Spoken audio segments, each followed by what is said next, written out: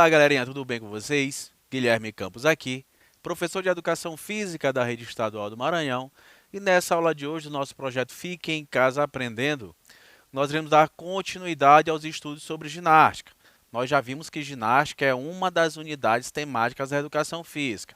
Aí eu já trouxe para vocês aqui a origem da ginástica, já falei para vocês sobre a ginástica que se classificam de competição e não competitivas. Aí eu classifico, já dei uma aula de ginástica artística aqui para vocês, trouxe todos os fundamentos, várias informações sobre a ginástica artística. Na aula passada nós falamos sobre a ginástica rítmica e hoje nós iremos falar sobre um outro tipo de ginástica, que é a ginástica de condicionamento. Então, a nossa aula está organizada dessa forma.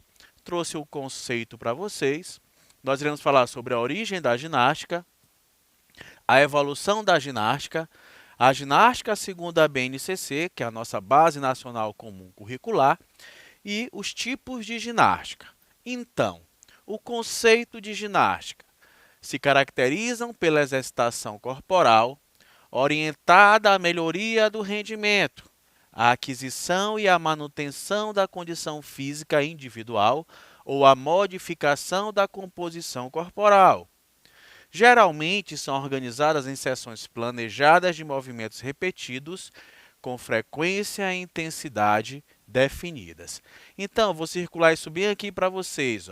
Quando eu falo de sessões planejadas de movimentos repetidos com frequência e intensidade definidas, eu estou falando de quê? Estou falando de exercício físico.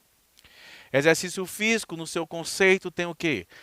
É toda atividade física que ela é planejada, que ela é estruturada e que ela é repetitiva, que visa a melhoria dos componentes da aptidão física do indivíduo.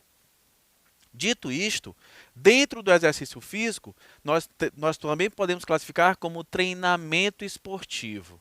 Através de séries de treinamento esportivo, nós podemos melhorar essas capacidades físicas do indivíduo. Então, a ginástica, em determinado marco temporal, essa expressão ginástica, ela tinha a ver com movimentar o corpo. Daqui a pouco nós iremos chegar lá e isso vai ficar um pouquinho mais claro. Então, o treinamento esportivo, ele confunde-se um pouquinho com esse conceito, porque no treinamento esportivo visa essa melhoria desses componentes, dessas capacidades físicas. E quais seriam essas capacidades físicas?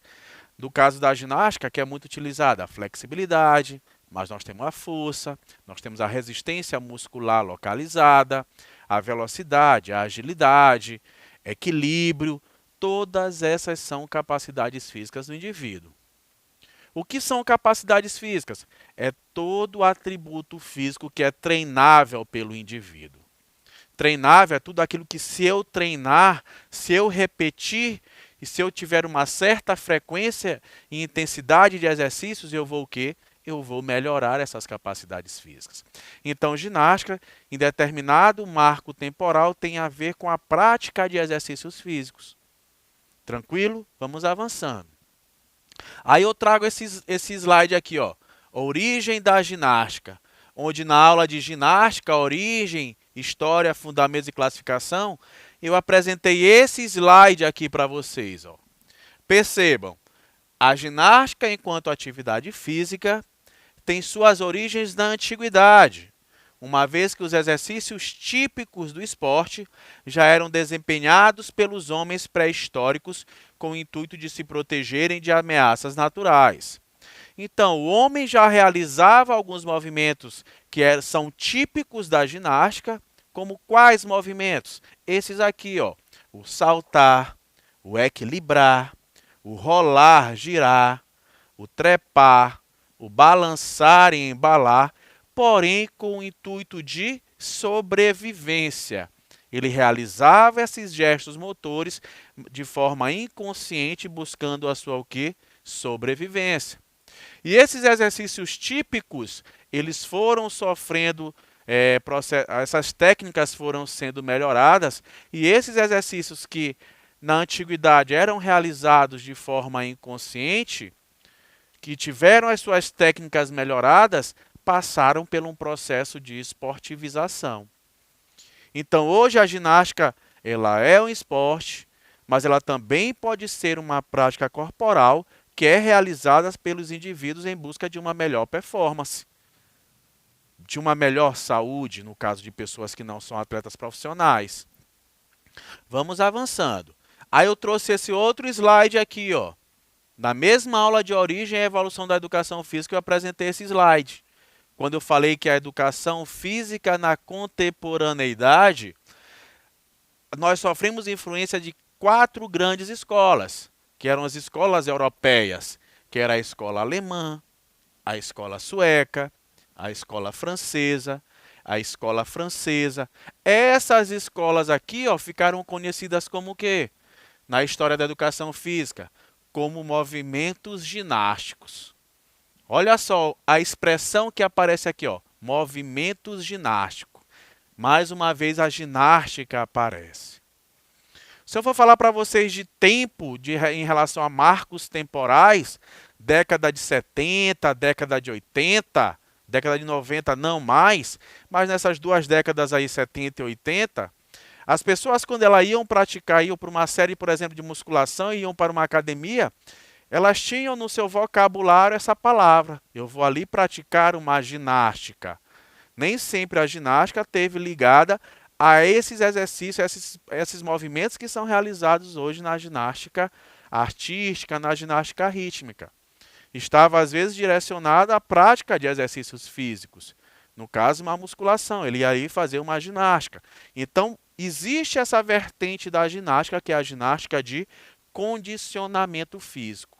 Até hoje, que não está diretamente ligada a essa prática de rolamentos, de giros, de saltos, de uso de aparelhos que são feitos, que é a ginástica realizada na ginástica olímpica ou artística ou na ginástica rítmica, por exemplo.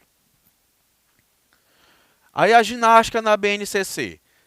Segundo a ginástica, na nossa BNCC, existem esses 3 tipos de ginástica aqui, ó. É a ginástica geral, a ginástica de condicionamento físico e a ginástica de conscientização. A ginástica de conscientização nós iremos falar na nossa próxima aulinha. Então, vamos avançando. Aí eu já classifiquei para vocês isso aqui, ó. Eu disse para vocês, tipos de ginástica, existem 2 tipos. É a ginástica competitiva e a ginástica não competitiva. Dentro da ginástica competitiva, existem essas aqui, ó.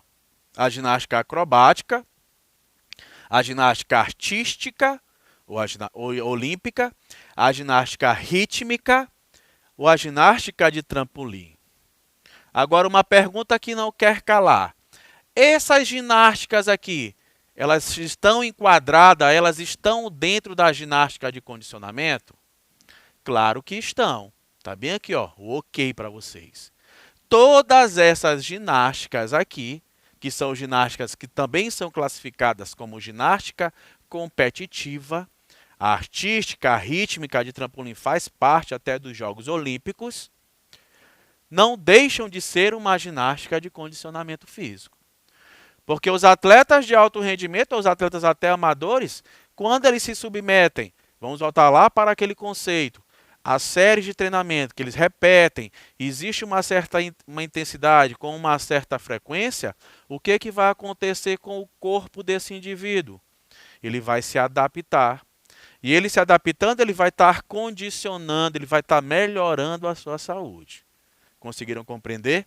Então, a ginástica competitiva, todas essas aqui fazem parte da ginástica de condicionamento. Olha só, eu trouxe aqui 2 imagens de 2 atletas da ginástica olímpica no caso. Trouxe aqui a Rebeca Andrade, foi medalhista olímpica aí nos últimos jogos, ganhou medalha no solo, na prova de solo e na prova do salto sobre o cavalo. Olha a definição do corpo de Rebeca Andrade. É isso que eu estou querendo mostrar para vocês nessas 2 imagens.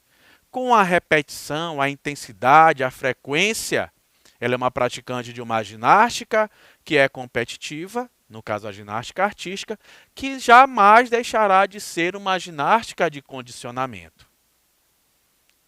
Assim como o Arthur Zanetti, que já é um atleta das argolas. Nós estudamos lá na ginástica artística, que as argolas é um aparelho que é exclusivamente do sexo masculino. Olha a definição dos músculos de Arthur Zanetti. Isso aqui acontece por quê? Porque ele treina com bastante frequência, com bastante intensidade. Então ele tem essa massa muscular bem avantajada. Melhorando qual tipo de capacidade física? Aqui no caso, a força, a resistência muscular localizada. Então nós temos aqui como resposta o quê? Que a ginástica olímpica, que é uma ginástica que é competitiva, também é uma ginástica de condicionamento, que é o tema da nossa aula. Beleza? Vamos avançando. Já quanto às ginásticas não competitivas, eu trouxe esses 4 exemplos aqui para vocês, mas existem muitos outros exemplos que estão relacionados à ginástica não competitiva. Mas eu trouxe esses 4 aqui para facilitar os nossos estudos. Nós temos a ginástica, o contorcionismo, trabalha muito qual capacidade física do indivíduo, muita questão da flexibilidade. Além de que eu acredito que o indivíduo tem que ter uma carga genética na qual ele consiga ter essa certa flexibilidade nas suas articulações. Nós temos a ginástica laboral, que é uma ginástica que é realizada nos ambientes de trabalho. Nós temos a ginástica localizada. Ginástica localizada aqui pode ser qual tipo de exercício que muito acontece nos dias atuais? A musculação. A musculação é a mesma coisa que a ginástica localizada. E nós temos também a hidroginástica, que é um tipo de exercício físico que é realizado onde? No ambiente aquático. Certo? Vamos avançando. Todas essas ginásticas aqui que não são competitivas também podem ser ginástica de condicionamento? Claro que sim. Está ali o ok também para vocês. O que eu quero deixar claro para vocês? Que quando existe uma frequência, uma intensidade de treinos, e esses treinos eles são repetitivos, independe do tipo de ginástica. Independe, galera, até de qual movimento corporal o indivíduo está realizando, o que ele está trabalhando. Que é o que eu tento falar para vocês quando eu estou dando aula aqui de educação física. Eu tento conscientizá-los da importância da prática de exercício físico. Pode ser trabalhando dentro de qualquer unidade temática daquela da educação física. Pode ser dentro do jogo, pode ser dentro da dança, pode ser dentro dos esportes, das lutas, das práticas corporais de aventura ou até mesmo da própria ginástica. O importante é o quê? Que o indivíduo esteja em movimento. Que ele não entre quê? Não entre no estado de sedentarismo, onde é uma verdadeira pandemia nos dias atuais. 60% da população mundial hoje está sedentária. É um problema. Aí vamos para os tipos de ginásticas não competitivas. Nós temos o contorcionismo. Contorcionismo ou contorção é a forma de acrobacia que envolve flexões e torções no corpo humano. A prática do contorcionismo é desenvolvida em espetáculos de circo. É a arte de maravilhar as pessoas através do corpo. É amplamente conhecido e admirado em todo o mundo desde a antiguidade. Então, olha só, muitas das influências da ginástica, nós teremos também uma aula específica que eu vou falar da ginástica de circo, mas muitos dos movimentos ginásticos que nós temos hoje acontecem no circo, de forma não competitiva. Nós temos lá os equilibristas, os malabaristas, que realizam movimentos acrobáticos. Movimentos que são típicos de qual unidade temática da educação física? Da ginástica. Então, os espetáculos de circo. Ó. A prática da ginástica circense surgiu a partir das atividades artísticas circenses. É provado por pinturas que as práticas de acrobacias, contorcionismo e equilibrismo já eram feitas há 5.000 anos na China. Então, é uma prática corporal bem antiga. Aqui tinha o intuito de competição? Não. Como eu já falei para vocês quando eu falei do histórico, os movimentos corporais que eram realizados antigamente de forma inconsciente, hoje sofreram um processo de esportivização. A ginástica laboral, com o objetivo de prevenir lesões e outras doenças provocadas pela atividade ocupacional. Os exercícios, que duram em média entre 5 e 15 minutos, trazem muitos benefícios. São exemplos a redução da fadiga e o aumento da produtividade. Então, a ginástica laboral é algo que acontece muito hoje nas grandes empresas, no ambiente de trabalho. Aparece lá um profissional de educação física, tem horários marcados, pré-definidos. Isso para o profissional, obviamente, ele adentra a sala e ele passa uma série de exercícios ali que geralmente são relaxantes, são exercícios de alongamento. Ele arruma ali a postura, tem um pouco da questão da postura dos profissionais, para evitar algumas lesões que são causadas aí pelo esforço repetitivo de alguns movimentos. Então, também tem a questão da conscientização da importância de movimentar-se, de evitar o sedentarismo, de hora em hora ali o indivíduo levantar, fazer um alongamento, tomar uma água, fazer uma caminhada. E já isso é comprovado cientificamente que a empresa que adota a ginástica laboral no seu ambiente de trabalho, resulta o quê? O que os grandes empresários querem: aumento da produção. Aumenta a produção e existe uma redução em atestados médicos, né? Os funcionários deixam de se machucar, deixam de ter ali problemas com a sua saúde. Ginástica localizada. A ginástica localizada são exercícios que utilizam de movimentos repetitivos e focados em determinados grupos musculares. Cada sessão de repetição deve ser separada por uma pausa para o descanso dos músculos. Além da definição dos músculos, a ginástica localizada proporciona um bom condicionamento físico. No caso da ginástica localizada aqui, nós estamos falando de que aqui? Eu usei essa expressão, essa ginástica localizada, mas estamos falando nada mais, nada menos do que um treino de musculação. Percebam que essa expressão aparece, ginástica, vem de onde? Lá do histórico, dos movimentos ginásticos. Como eu falei para vocês, na década de 70, 80, até meados de 90, falava-se que ia-se fazer ginástica ao invés de ir para a musculação, ir para a academia fazer uma musculação. Aqui visa o quê? Melhorar a força, melhorar a resistência muscular localizada, o músculo que está sendo trabalhado ali no momento. Claro que isso, quando acontece de forma repetida, eu já estou sendo até repetitivo, falando isso a todo momento, vai melhorar aquelas capacidades físicas do indivíduo. Certo? Vamos aqui para o último tipo de ginástica que eu trouxe aqui para vocês, voltada para o condicionamento, é a hidroginástica. Uma modalidade física onde a ausência da gravidade diminui o risco de contusão, proporcionando bem-estar ao praticante, que não sentirá o suor em seu corpo por conta da água, o hidratando constantemente. Aí eu fiz questão de trazer nessa imagem aqui, ó, um casal de idosos, para tentar já tirar um mito da cabeça de vocês. Que muitas pessoas pensam que a prática ideal para os idosos devem ser e somente devem acontecer o quê? A hidroginástica. E isso é um grande mito. Na atualidade, existem estudos que já mostram e comprovam que o idoso ele deve fazer treino de carga. Eu estou dizendo o quê? Que ele deve fazer aquela ginástica localizada. Que ele deve sim fazer o treino resistivo. Ele deve sim fazer musculação.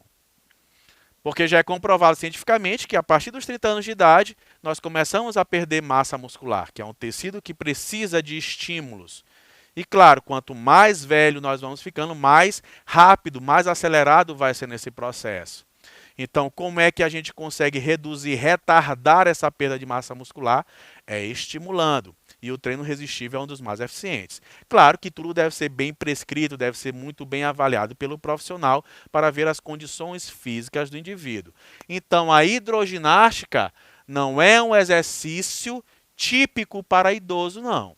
Pessoas que têm algum tipo de lesão, que estão voltando ali de uma cirurgia no joelho, por exemplo, a hidroginástica é um dos exercícios que devem ser realizados por questão dessa diminuição da gravidade. O que eu quero deixar claro para vocês aqui, que não existe um exercício próprio para idoso. O idoso pode sim fazer musculação e não só hidroginástica. Então, galerinha, eu vou ficando por aqui. Até a nossa próxima aula. Vamos para cima, hein?